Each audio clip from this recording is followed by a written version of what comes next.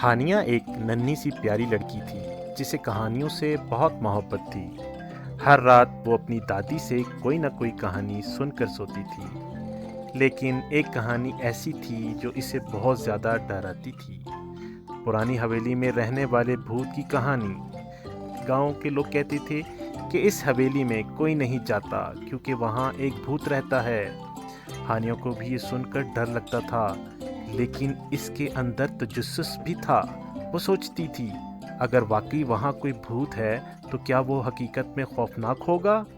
एक दिन हानिया के दोस्त की किताब हवेली के करीब हवा में उड़कर चली गई। इसने हिम्मत की और हवेली के अंदर दाखिल हो गई।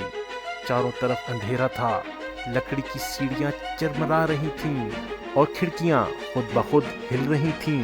हानिया का दिल जोर जोर से धड़कने लगा।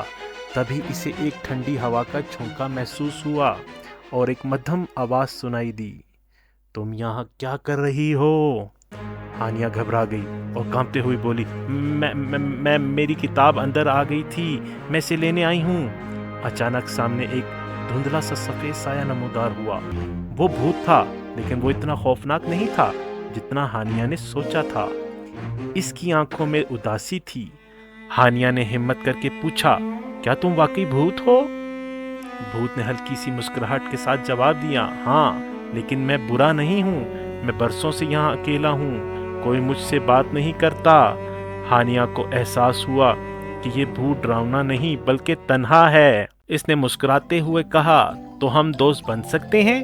भूत की आंखों में चमक आ गई। सच में? हाँ, मैं रोज आऊंगी और तुम्हें कहानियां सुनाऊंगी, हानिया ने कहा। इस दिन के बाद हानिया और भूत की अनोखी दोस्ती शुरू हो गई। हानिया इसे नई नई कहानियां सुनाती और भूत हवेली में छुपे राजों के बारे में बताता। गांव के लोग जब ये देखने लगे कि हानिया हवेली से हंसती मुस्कुराती वापस आई है, तो इन्हें यकीन हो गया कि वहाँ का भूत दरअसल बुरा नहीं है, भला है। आहिस्ता आहिस्ता लोग हवेली के खौफ से बाहर आने लगे और भूत अब अकेला नहीं रहा। हानिया और भूत की दोस्ती ने ये सिखाया कि खौफ कभी कभी सिर्फ एक गलत फहमी होती है। अगर हम अपने डर का सामना करें तो हमें नए और सच्चे दोस्त भी मिल सकते हैं।